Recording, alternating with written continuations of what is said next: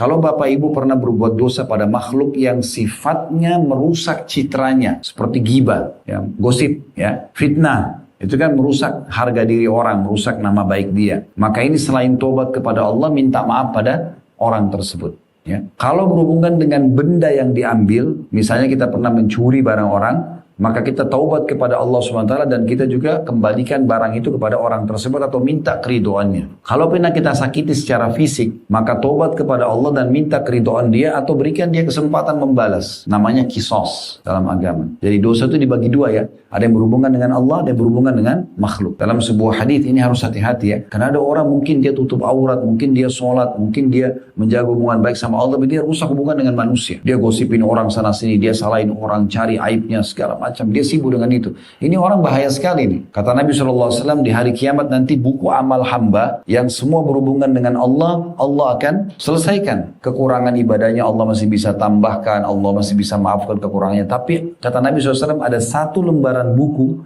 yaitu yang berhubungan dengan makhluk yang Allah tidak akan ikut campur. Kecuali pemilik haknya memaafkan. Lalu kalau begitu untuk apa kita sibuk tiap hari dengerin gosipin orang, gosipnya orang. Semua informasi lengkap sama dia. Pembantunya, tetangganya, ya, suaminya orang, istrinya orang, semua. Bahkan orang yang dia tidak kenal. Saya sering nasihatin ini, Bapak Ibu sekalian hati-hati. Orang-orang yang sekarang menjadi public figure misalnya. Terus disorotin, diikutin perkembangannya. Manfaatnya apa buat kita? Sekarang kalau kita ikut-ikutan gosipin orang tersebut, bagaimana caranya minta maaf? Karena itu tidak mudah. Karena syaratnya selain tobat, kita harus minta keridhaan dia gitu. Itu kan repot ya. Belum lagi, selain belum tentu bisa ketemu, kalau ketemu pun iya kalau dia maafkan. Ini kan jadi repot. Makanya Nabi SAW juga mengatakan dalam hadis yang lain, apakah kalian tahu siapa orang yang bangkrut sebenarnya? Kata para sahabat, ya Rasulullah, orang yang tidak ada dirham dan dinarnya. Maksudnya habis duitnya, nggak ada lagi. Bisnis rugi, itu bangkrut. Kata Nabi SAW, bukan itu. Itu gampang, orang bisa kerja lagi, dapat lagi modal bisa.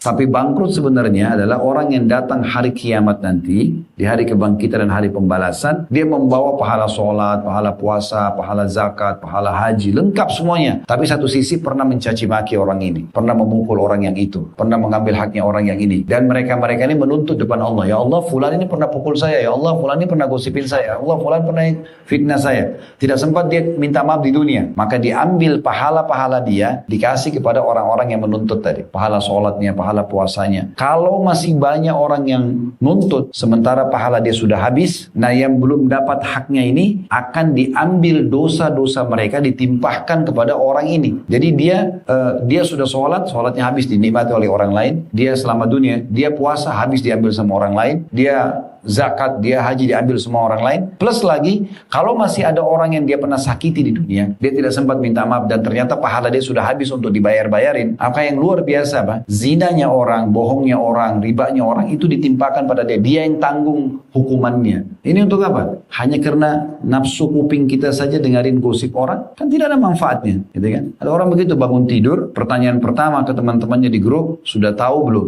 Gosip duluan. Informasi tentang pembantu orang, tentang mobil orang, tentang baju orang, tentang ini. Tidak ada manfaat. Makanya Nabi SAW berikan kita kaidah sederhana sebagai seorang muslim dan muslimah. Min husni islamil mar tarkuhu ma la ya'ni. Termasuk kesempurnaan keislaman seseorang adalah meninggalkan apa yang tidak berguna bagi dia. Jadi sebelum kita melakukan satu perbuatan, tanya, bermanfaat nggak buat saya? Kalau enggak, jangan. Ini bermanfaat maksudnya secara ukhrawiyah ya, secara akhirat. Bermanfaat nggak buat saya? Kalau kita duduk sama orang, nanyain kabar, berikan informasi yang baik, mungkin. Tapi kalau sudah melakukan dosa itu nggak boleh. Hari ini kita gosipin orang, besok kita digosipin juga.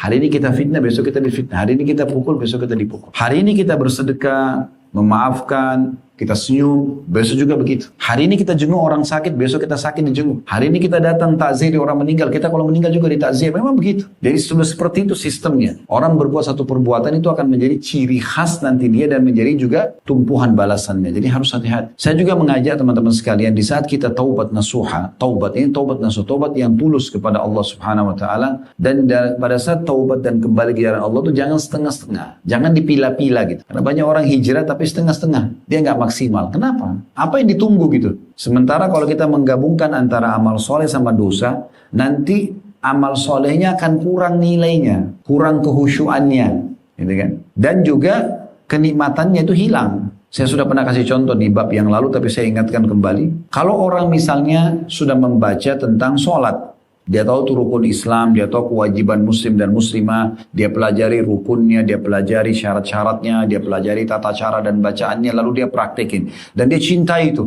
dia ingin sholat. Bagi teman-teman sini yang sudah rutin sholat, dan dia tanamkan dalamnya begitu azan saya harus sholat. Maka itu akan muncul kenikmatannya sholat itu kan. Nah, lawannya, maksiatnya adalah meninggalkan sholat. Orang yang menikmati sholat ini akan nikmat di sini dan akan hilang kenikmatan lawannya. Lawannya kan meninggalkan sholat. Dia akan heran kalau orang tinggalin sholat. Kenapa kamu nggak sholat? Sayang banget. Nah itu muncul. Kenapa? Karena dia sudah nikmati pahalanya gitu, perbuatan baiknya. Nah begitu ya. Nah ini tidak bisa bersatu nih antara suka sholat dengan tinggalin sholat. Begitu juga sebaliknya kalau orang tinggalin sholat dan dia nikmati itu, dia benar-benar merasa tidak ada beban, tidak ada hukuman nanti dari Allah. Pokoknya dia cuek aja dengan tidak penting bagi dia sholat. Maka kenikmatan sholat hilang. Dia kan heran, kamu tuh sholat terus nggak capek apa? Nah, dia nggak bisa ketemu ini, nggak bisa ketemu. Nah orang yang ada di tengah-tengahnya, dia sholat, tapi kadang-kadang juga tidak sholat. Ini tidak akan pernah khusyuk. Gak mungkin itu menghayal dia kalau sholat terus tiba-tiba bisa nangis kepada Allah, terus dia bisa jaga gerakan-gerakan benar, itu gak mungkin karena dia masih buka pintu dosanya, kan gitu. Nah ini poinnya. Sama dengan orang kalau tutup aurat, dia udah tutup nih, dia sudah maksimal, dia sudah cintai itu, dia tahu perintah agama, maka dia nanti akan hilang lawannya. Lawannya adalah buka aurat. Dia akan heran kenapa orang itu tidak tutup auratnya, sayanglah dan seterusnya. Nah sebaliknya orang yang buka aurat, dia tidak merasa ini sebuah pelanggaran, dia nikmati dosanya itu, maka dia akan heran kenapa orang tutup aurat. Kan begitu. Nah ini tidak akan ketemu satu sama yang lain. Baik, seperti itu kurang lebih gambarnya. Jadi harus lebih jeli dalam memahami. Jadi kalau mau jadi orang baik sekalian. Hijrah sekalian. Mau teman-teman bilang, kamu kok berubah? Iya, saya baru tahu. Saya ikut pengajian, ternyata nggak boleh loh. Umur kita terbatas. Orang bisa meninggal setiap saat. Kan? Orang kalau ngadakan acara ulang tahun, sebenarnya keliru dia. Harusnya ulang detik, bukan ulang tahun. Setiap detik orang bisa meninggal. Kan gitu. Siapa di antara kita sini punya jaminan masih bisa kembali ke rumahnya sebentar? Bukan sebagai doa, tapi bisa saja ajal datang. Orang yang meninggal di ruangan ICU, sekaligus juga orang-orang yang sakit di rumah sakit, itu lebih sedikit dibandingkan orang yang lula-lalang depan rumah sakit. Artinya orang yang meninggal sehat lebih banyak. Jangan mengkhayal, oh nanti saya kalau masuk ICU baru saya meninggal. Orang ICU juga bisa setiap saat. Ada orang jalan tiba-tiba jantungan, tidak ada sebab. Kan gitu. Ada orang keluar tiba-tiba tabrakan. Pernah subhanallah di rumah orang tua saya di Makassar. Depan mata saya waktu itu. Karena di pinggir jalan raya besar, Masya Allah saya berdiri di teras di depan. Ada satu anak muda pakai motor. Dia jalan, dua sisi jalan, tapi rupanya di tengah-tengah itu tidak ada trotoar, memang cuma garis putih saja. Di depan dia ada mobil lambat jalan, dia nggak lewat kiri, tapi dia keluar ke jalur sebelah untuk melewati mobil itu. Dari sana ada mobil truk datang, tabrak, meninggal di tempat. Itu di depan mata saya lihat orang itu. Jatuh dari motor, motornya hancur, dikerumuni sama orang-orang. Dicek, sudah meninggal. Subhanallah. Saya waktu itu sempat ambil pelajaran gitu. Dan saya sering jadikan bahan dalam ceramah. Anak muda ini, kira-kira Bapak Ibu sekalian, kalau dia tahu dia akan tabrakan dan akan mati, keluar dari rumah nggak dia? Nggak bakalan kan? Karena dia tidak tahu itu. Nah begitu keadaan kita tidak pernah tahu. Dan subhanallah pada saat dia meninggal, diangkat, ditaruh di mobil pick up, motornya entah siapa yang urus, dompetnya sudah kemana. Kita nggak tahu siapa lagi urus orang ini, karena tidak tahu yang mana kerabatnya, yang mana musuhnya, kita nggak pernah tahu. Tapi seperti itu. Sebaliknya, berapa banyak orang yang subhanallah lagi mengaji, lagi sholat, itu banyak sekali cuplikannya. Ada yang lagi ngaji, yang lagi sholat, ada yang lagi ceramah, baik-baik meninggalnya. Ada juga yang su'ul khatimah, oh luar biasa, lagi foya-foya, lagi buat maksiat terus meninggal dunia. Nah ini semua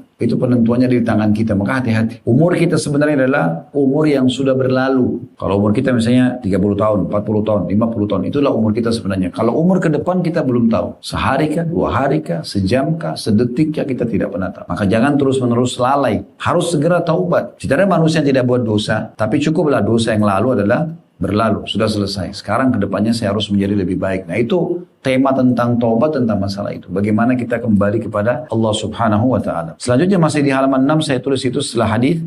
Allah Subhanahu wa Ta'ala gembira jika para hambanya kembali ke jalan yang lurus. Kalau saja seseorang hamba terus berbuat dosa hingga memenuhi langit dan bumi, lalu dia bertaubat, maka Allah tetap akan mengampuninya. Jadi tidak boleh orang putus asa gitu ya. Allah Subhanahu wa Ta'ala berfirman, "Wa may ya'mal su'an aw yadhlim nafsahu thumma yastaghfirillah yajidillaha ghafurur rahima." dalam surah An-Nisa surah nomor 4 ayat 110. Dan barang siapa yang berbuat kejahatan dan menganiaya dirinya, kenapa Allah bilang aniaya diri? Karena orang kalau berbuat dosa dia seperti sedang mencelakakan dirinya, karena akan ada konsekuensi hukum di situ. Tapi dia bertaubat memohon ampun kepada Allah, niscaya dia akan mendapatkan Allah Maha Pengampun lagi Maha Penyayang. Nah, seperti itu gambarannya. Ali bin Abu Talha berkata rahimahullah dari Ibnu Abbas radhiyallahu anhu bahwasanya dia berkata tentang ayat di atas surah An-Nisa tadi surah nomor 4 ayat 110, Allah Subhanahu wa taala mengabarkan kepada para hambanya tentang ampunan, kasih sayang, sifatnya, n-nya besar kata ganti Allah, sifatnya yang Maha Pemurah dan luasnya rahmat dan ampunannya. Karena itu siapa saja yang melakukan dosa baik kecil ataupun besar, kemudian dia beristighfar memohon ampun,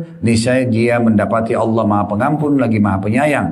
Meskipun dosa-dosanya lebih besar dari langit, bumi, dan juga gunung. Ini perkataan Ibnu Abbas, ya. Ada footnote di situ sudah kita jelaskan, diambil dari tafsir Quranul Azim yang ditulis oleh Ibnu Katsir rahimahullah. Teman-teman kalau mau tahu dirinya, saya baik atau tidak, saya ini penghuni surga atau penghuni neraka, coba sederhana begini praktiknya. Coba bayangkan kalau kita meninggal saat ini, ajal datang. Kira-kira perkataan orang di sekitar kita baik atau buruk? Kalau orang bilang, oh si fulana, oh si fulan itu baik itu, selalu sholat, tutup aurat, orangnya baik, silaturahim keluarga, berarti itu kita orang baik, orang kita kan itu. Atau kalau orang mengatakan, oh si fulan, oh syukur dia mati tuh, karena orangnya suka gosip, orangnya suka begitu dan begitu, berarti kan buruk. Itu penting. Harus kita introspeksi diri, jangan terus-menerus dalam kelalaian, harus segera kembali kepada Allah Subhanahu wa taala. Ingat, kita diciptakan Bapak Ibu sekalian di muka bumi ini, saya dan Anda semua ada di sini, tujuannya hanya satu, untuk mengabdi dan beribadah kepada Allah, tidak ada tujuan lain. Kembali kepada surah Az-Zariyat, surah nomor 51 ayat 56, ya. Itu tentang masalah wa ma khalaqtul jinna wal insa illa liya'budun. Ya, Allah SWT mengatakan, dan aku tidak ciptakan jin dan manusia kecuali untuk mengabdi dan beribadah kepadaku. Itu di surah Az-Zariyat 51 ayat 56. Jadi